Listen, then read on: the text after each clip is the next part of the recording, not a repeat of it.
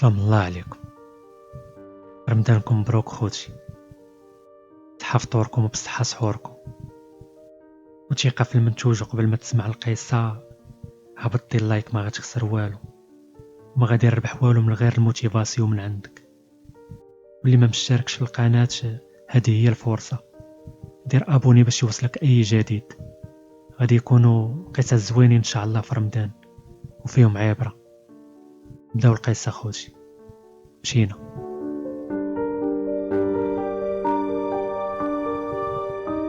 شعيبة شاف شامبري، كانت عنده 10 سنين ديال الحبس، ماشي اول مرة تيجي للحبس، هذا مونتيفو الثالث.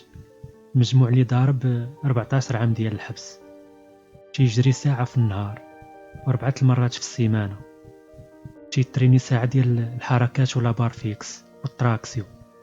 كان طويل تبارك الله، فيه مترو 95.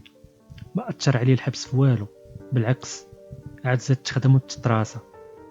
واللي كان تيسالي معايا كيفاش واحد بحال هذا ما تيقولش ان شاء الله. والمارشاليان عندهم مقطعة، افضل مزيكا عنده هي الملحون والطرب الاندلسي. يوميا طالقوا في ودنيه وتيتريني. ما عرفتش كيفاش هاد الموتيفاسيون بالملحون. انا الملحون كنت نسمعو غير في العيد، وغير صدفة لا مشيت عند العائلة وكانوا شاعلين التلفازة. اما هو تيدير به الرياضة، كيفاش وبحالاش بحالي بحالكم الله اعلم.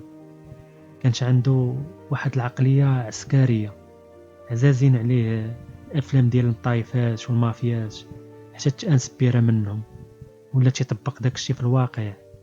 ما عندوش مع داك الهيت ديال شر قطاع والراي وبلال. كان ولد الناس، الحقيقة هي هادي. ظريف بزاف وانساني وتيتعامل مع كلشي، وما فيهش حتى شوية ديال الحقرة نهائيا. واخا الله عطاه واحد الصحة تبارك الله، كان سخي وما تيطمع في حتى واحد. وشلا حاجات كنشراهم هو للشامبري، منهم الفرفاره الكبيره ديال السقف. وملي كنا تنجمعو نبغيو نشريو ريشو ولا شي حاجه اخرى، كان تيعطي كثر من كل شيء. واخا راه شاف شامبري، ولكن ديما كان تيقول واخا انا شاف شامبري ما نستغلش بنادم، مني من عباد الله، ما احسن من تا واحد. انا بنادم راه اللي فيه كافيه. وبهاد التعامل كسب الاحترام ديال كل شيء في الحبس. كانت كلمته ديما مسموعه، ما كاينش اللي تيهز فيه الراس بقوه زوين اللي تيدير مع بنادم. الا دوا معاك ولا غوت عليك تتحني راسك وتزيد، تيضرب دويره ويرجع يطلب منك السماح. كان ديما مبتسم وضاحك، ما كانش فيه تبرزيط والهضره بزاف ولا تصاور محروقه بحال اللي تيطبقوها الشيفان في الشنابر الاخرين. نهار كامل تتلقاه جالس في بلاصتو متكي، وكانوا والديه مهليين فيه. اي حاجه جات على بالك عنده، ما مخصوص من والو. واللي غادي نعرف من بعد ان فلوسهم مخبيهم عند اختو، ليهم كانوا تيصرفوا عليه في الحبس. الا شفتي الكاركتير ديالو وعشرتيه ما تقولش هذا راه زعيم عصابه اللي روعات شلا بلايص وشلا مدن. كانوا هما 4 في العصابه، نهار تغلط فيهم وما تشكش فيهم كاع، وبالليل تيتحولوا قراصنة حقيقيين. بنهار خدامين ترونكيل كله وخدمته، واحد نجار وواحد عنده هوندا وواحد سيكليس. وشعيبة كان مقابل القهوة ديال بواه، وبالليل تيتسوفوا داكشي ديال كاسا دي بابيل. عرفتو فاش يلا خرج للانحراف والسرقة، كان مولوع بالماطر، تيسرقهم ويعاود فيهم البيع، واي حاجة مسروقة تيشريها. كان مخلوط وشفار محترف، وكان اللي تيشوفو يحلف عليه ما تيدير شي حاجه. شافو باه ما بغاش يقرا صافي هو يخرجو من المدرسه، وقال ليه قابل القهوه. خدامو تتبان ليه شي ضربه ما تيزقلهاش، وكان اصلا المونتيف تيجي حتى لعندو، حيت تعرف انه تيشري المسروق في بني ملال وسوق السبت والفقيه بن صالح وقصبة التادله. كان اي واحد سرق شي مشقوف تيجيبو لعندو للقهوه يبيعوا ليه. وبالليل فاش يسد القهوه تيمشي هو وصاحبه للبيران، تيبان لهم شي واحد خارج سكران تيهز موطورو غادي بحالو، تيتبعوه وتيديو ليه الموطور. مرة تيقصدو شي واحد هو وصاحبته خارجين بشي بار، حتى تيوقفوا عليه، تيبردوا ليه الماء في الركابي وتيكشطوه هو وصاحبته. ما كانوش تيعيقوا، تيضربوا غير البارده بلغه الحبس. يعني الضربه لما كانتش مضمونه ما يدخلوش عليها. ديك الانسبيراسيون اللي تانسبيرا من الافلام تيطبقها. شويه ولاو تيسمروا على البزنازه فين تيخبيو الخناشي ديال الكيف. مره كانوا تيسمروا على صحاب الطوموبيلات المزورين كيبراكيوهم. كانوا تيقلبوا على الضربه اللي مولاها ما يقصدش المخزن، حيت اصلا هو براسو مخالف القانون. عشيرو اللي كان تيضرب معاه الضرابي جمع شي بركه اللي وصلت حتى 13 مليون غير من السرقه، ومشى لطنجة من تما علق السبليون. بقى هو بوحدو. الوالد ديالو بدا تيشوف الدري مدور العاقه والصرف صحيح، وما تيسولش في الشهريه اللي تيعطيه. كان صابر في القهوه وخدام مع باه مخبي من المخزن باش يدير شعيبه والو، غير خبز ربي في طبقو. راه خدام مع باه ومعاونو في القهوه، ولكن الحظ ما عمرو تيكون لاعب معاك ديما. هكا الحياه دايره، مرات تعطيك ومرات تزويك. كان عاجبو واحد الموتور عند واحد الحلاق من النوع ديال ابريليا. شي شهر وهو قاني على داك الموتور. تحفظ التوقيت ديال داك الحلاق مع شي حل ومع شي سد. طواليط عرفوا شحال تيجلس فيها ديال الوقت. اول شده ديالو كانت بسبب هذا الموتور، وتيعاود بانه باقي الان ما عرفش كيفاش عرفوه هو. جالس خدام ما عليه ما به، تدخلوا عليه القهوه مينطوه وداوه. كانت هذه اول شده عنده، ما بغاش يسمحوا ليه. مول الموتور رجع ليه موتورو ودوز شعيبه عام ديال الحبس. هاد العام اللي دوز شعيبه عاد ما زاد قرا وتعلم سرابس السرقه ديال بصح. السيد في داك العام خرج على خير قدو قداش. صافي الدهشيره ديال الحبس حيدات وطلع النيفو شويه. خرج مكون عصابه من الداخل فيها هما 3 ديال الناس، وبداو تستهدفوا غير العشاق اللي بدون مأوى للحب، هذوك اللي اختاروا يمارسوا الحب ديالهم غير في الخلا بعيد على عيون الفضوليين، ولكن ما عرفوش راهم قربوا للشفاره. هادو كانوا هما اغلبيه اللي تستهدفوا وتديو ليهم ديالهم. عاد زيد عليهم مره شي حد لاجا في الطريق، وكما تيعاود فين كانوا تيضربوا يديهم كسر هي مع واحد اللوبيا ضموه للعصابه ديالهم. تيصيد الفريسه وغالبا في الاحياء الراقيه في بني ملال. يعني تيجي شخص بطوموبيلته تيهز داك اللوبيا وتيتبعوه هما، تيخليوهم حتى صافي تيبغيو يبداو حتى تيدخلوا عليهم. صافي ضحية تيولي لا حول ولا قوة ليه، تيستسلم الامر الواقع. وغالبا هادو اشخاص تيكونوا لاباس عليهم وبولادهم وخدمتهم تتكون زويونه وفيهم هاد البليه الله يسر. تيخاف من الشوهه وتيعطيهم اللي بغاو غير يستروه. وفي شي مره تيعاود على واحد التاجر كبير، قال لك تشوفوا تقول هذا هو الراجل القلده والفخامه ومجوج ب3 ديال العيالات اللي تيعرفوه تيقولوا سعداتو. هذا هو الراجل، فلوس وزين وقلده. وتا هو كان من الضحايا ديالهم مع اللوبيا. اللي ما فاهمش اللوبيا يعني الراجل فيه اللعبه. وكان تيضحكني فاش يقول لي انا شفار حنين، دابا بحال هذا كله فلوس نقدر نشوهو ونبروفيتي فيه وندي ليه رزقو. ولكن لا، صافي شديتو في حالة ضعف تنتقوى عليه غير ديك الساعه. صافي تناخد اللي بغيتو، الله يعاون الله يعاون، ما تنعاودش ندور بساحته. ما عمرو ضرب شي واحد ولا داليه بعنف. يكفي يوقف عليك هو عشرانو حتى تقتنع راسك وتتحط داكشي اللي عندك. يعاود ليا مره وحده اللي بقى تيضرب بلا ما يشعر. كيف العاده كانوا تيقلبوا على الفرائس اللي تيمارسوا الحب وما عندهمش المأوى، وهو يلقى 2 رجال كبار تيبانوا بعقلهم. ما صدقش المنظر في الاول، ولكن ملي زاد قرب لعندهم لقاهم في واحد الوضع مخل. وهو يكفر عليهم، سلخهم مزيان وداليهم ديالهم. بحال هادو ما كانوش يمشيو عند البوليس، حيت اول سؤال غادي يتسول ليهم اش كنتو تديروا تما. كان عنده الربح غير مع هاد الضحايا، وكان ديما تيستغرب الضحايا ديالو، وكما تيقول هو تتلقى بنادم هاز معاه ماسو ديال الفلوس وجوج بورطابلات وما يمشيش يكري بارطما ويسر راسو هو واللي معاه. سولتو واش عمر عجباتو شي بنت من هادو اللي تيوقف عليهم وتيكونوا مع صحابهم.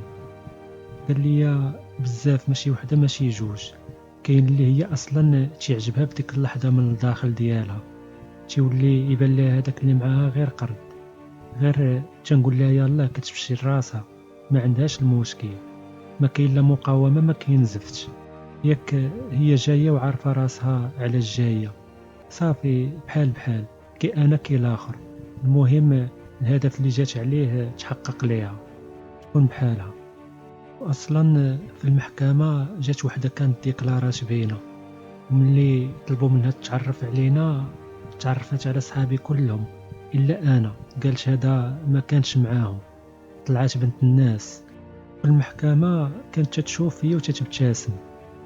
واحد النهار وقفنا على واحد ووحده، خدينا ليهم ديالهم، غير تحركنا من حداهم بدا تيضرب في الدريه. فاش كان قدامنا كان كالقرد ما تململش، وغير زدنا بدا يضرب فيها وتيقول ليها نتي متفقه معاهم. رجعنا ليه خلينا ضاربوه، وكانت هذه هي تاني مره تنضرب فيها شي واحد كريسيناه. وجرينا الدريه وشدينا ليها طاكسي وقلنا ليها بقيت تختاري مع من تخرجي، ماشي خارجه مع قانيش. صافي وصيفطناها بحالها. واحد المره لقينا واحد باسل وحباس وعنصر في حومتهم، جايب وحده صحة للغابه. شديناه خلينا ضاربوه، هرسنا ليه يديه. وجابت هاد الوقت مورا هاد ماشي بزاف تلاقينا في الحبس، وما عقلش عليا، وكان تيقول الدراري في الحبس راه غير طاح من الموطور. سولتو فين تتخسر هاد الفلوس كلها وانت ما تتكمي ما تتشرب؟ قال لي خديت بارطما وخديت موطور وكاتبهم بسميه ديال اختي. هو يقول لي ديما لو كنتي خارج على القانون دير التلفيته موراك. قلت ليه ما فهمتش.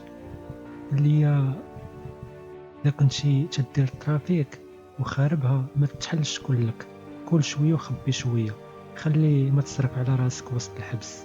مهما انت داير واحد الحاجه خارجه على القانون، عرف راسك غادي يجي واحد النهار وغادي تطيح الورقه، يعني دير التلفيشه موراك. شعيبه تشد الشده الثانيه، عطاوهم 3 سنين لواحد. وهكاك تيجي عنده الوالد ديالو تيطلبوه ولدي رجع للطريق، راه حرام عليك هادشي اللي تدير فيا، وانت الولد اللي عندي وسط 4 ديال البنات، عليك نتشكى، وانا غادي في القبر دابا على ما نتعكز وانت في الحبس. صافي قهروا بهاد الهضره ويواعد باه انه ما غاديش يرجع للحبس، وغادي يخرج ويقابل القهوه ويبعد على طريق الحرام. دوز شعيبه ديك 3 سنين وخرج. اول حاجه قال ليه باه السخت هاردا الا رجعتي لديك الطريق، وما نسمحش ليك الا دخلتي عليا ريال ديال الحرام، وانا راه كبرت ما بقيت قاد على صداع وتزرجير في الحباسات، راه والله عاودتي رجعتي لهاد الحبس لا باقي شفتيني لا انا لا امك. ها القهوه قابلها، وعطيني غير اللي قسم الله نعيش به انا وامك. هذه هي الاخره بيني وبينك، ها الكره دابا عندك.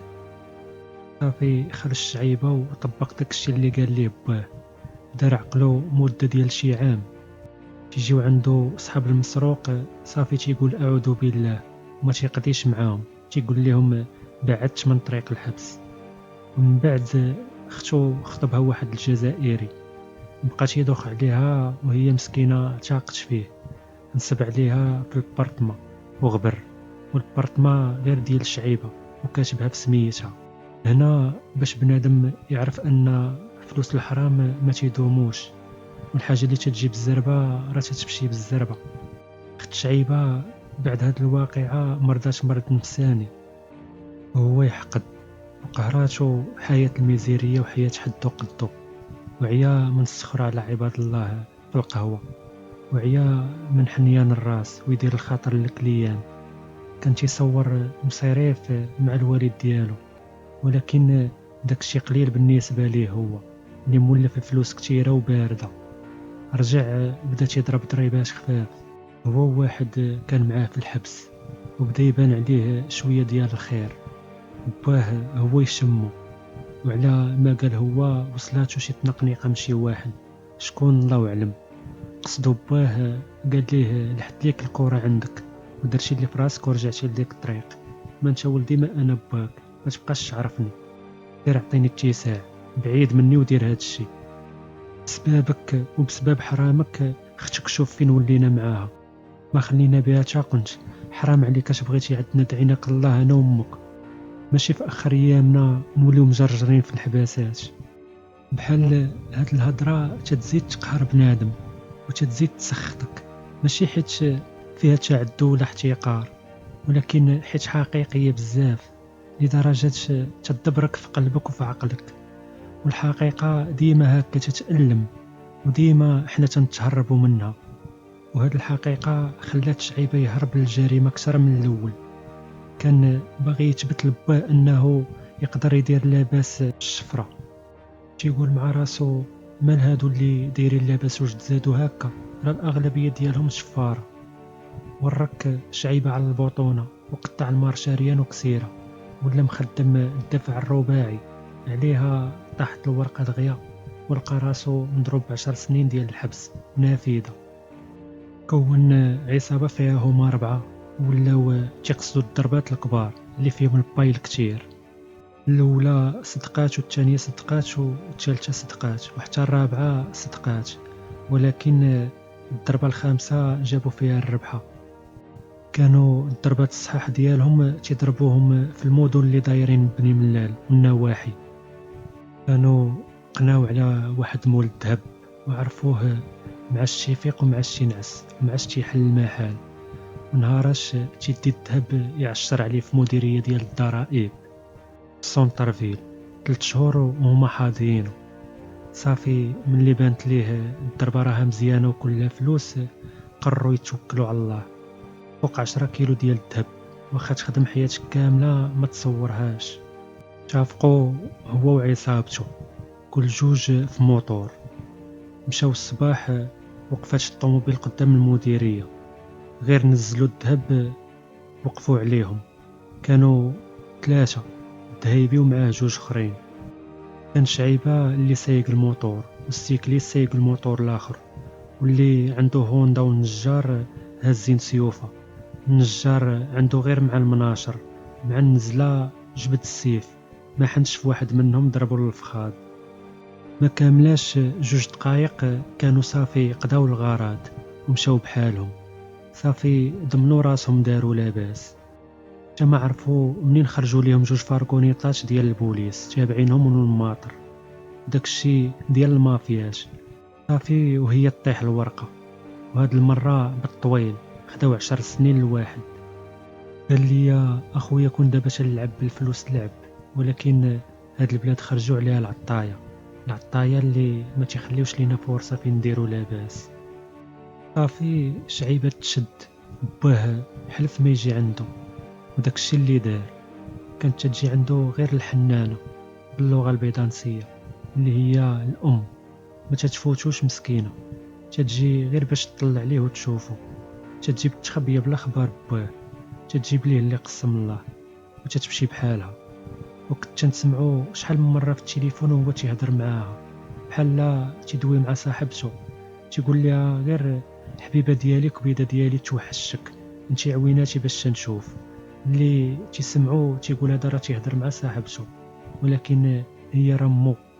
كانت مسكينه تجي عنده كل سيمانه، الكبده ديالها ما هناتهاش. كانت كل مره يناسبها تقول لباه باش يخليها تسافر من بني ملال لازيلال، ولكن باه كان عارفها تتمشي لعنده وتيشوف تا يعيا، ولكن ما يمكنلوش يمنع الام تشوف ولدها الوحيد. الكبده هي هادي. قبل ما يتشد كان مخلي شي فلوس عند واحد خيتي، عيط ليها قال لها ديهم للوالده، عرفاش مطول في الحبس، دات لمو غير 4 ديال الفلوس، والشي الاخر نصبات عليه فيه. اختو اللي كان تيثيق فيها وتيخلي عندها رزقو مرضات مسكينه، مرض نفساني، ما بقاتش تتكابطي. 10 سنين ديال الحبس ما يمكن غير اللي خرجاتك من كرشه هي اللي تبقى مفكراك. وصل نهار الاثنين اللي تتوصل فيه ورقه الزياره لشعيبه. بحال اي واحد خارج للزياره راه تتكون عنده عيد وما تتقدو فرحه. دوش ولبس احسن ما عنده وحلق على الحاله وخرج فرحان ومتشوق ومتلهف بحال اي واحد منا ملي تيخرج يشوف الام ديالو. كان صلب، ماشي شي واحد اللي ينهار بسهوله، وكان راجل حقيقي وثقيل ورزين وعمرنا شفناه في حاله ضعف. ولكن ملي رجع داك النهار من الزياره كان شيفونه مرمده، شدها شي واحد ومسح بها الردان ديال شي دري صغير، وجهه فازق بالدموع. كان مولف تيجي من الزياره محمل بالتقضيه. داك النهار دخل للشامبري طويل، ما هز معاه والو، دخل مشى لبلاصتو، جلس ما كاملاش 30 ثانيه، ما قدرش يبقى جالس، ما قدرش يقاوم هذاك الخبر. ناض مشى تيجري للطواليت، خشى راسو تحت الماء وهو ينهار تما، وبدا تيبكي ماشي بالدموع ولكن بالدم. الغوات ديالو كانت تسمع من الدوزيام، مرة تنسمعو زداف مع الحيط. كيضرب راسو حتى تحليه، ما زعم حد يقصدو ويشوف مالو. حتى داز شويه عاد مشينا للطواليت، لقيناه جالس في الطواليت وطالق رجليه وفازق بالماء وتيبكي. كنسولوه مالك شعيبه، حنا خوتك، غير قول لينا شنو كاين. هو يقول لينا ماتت امي، ماتت الحنانه، ماتت الهوى اللي تنتنفس، ماتت حب حياتي، ما درت لها حتى حاجه اللي نفرح. ديك اللحظه ما تصوروش الدموع كيفاش طاحوا، واحد الشعور ما نوصفوش ليكم. الدمعه طاحت بلا ما نحس، تخيلت راسي انا اللي في بلاصتو. جاتش المهم حتى انا في بالي اش ندير انا هنا، ما شعرتش حتى تلاحيت عليه بتعنيقه وبقيت تنبكي معاه، حيت حسيت به لواحد الدرجه اللي بري كاني انا اللي واقع ليا هاد الشيء. الاغلبيه ديال الدراري بكاو. الموت تقدر تواسي اي واحد على برا وتساعدو وتوقف معاه باش ما ينهارش، ولكن في الحبس راه ما غتلقى ما تقول ليه. اي جمله ولا كلمه قلتيها ليه غير زايده، ما عندها حتى قيمه. افضل حاجه دير الواحد حباس توفات ليه الام ديالو هو في الحبس هي تعطيه اتساع وتخليه يتنفس ويبكي ويغوت على خاطره ويخرج الغل اللي في الداخل ديالو. احسن حاجه ديرها ليه هي تشقى عليه وتوفر ليه كل شيء وتعطيه المساحه فين يحزن على خاطره، تيتنفس ويفيق ويتوقد من الصدمه. ديك الساعه يواجه الواقع راسو.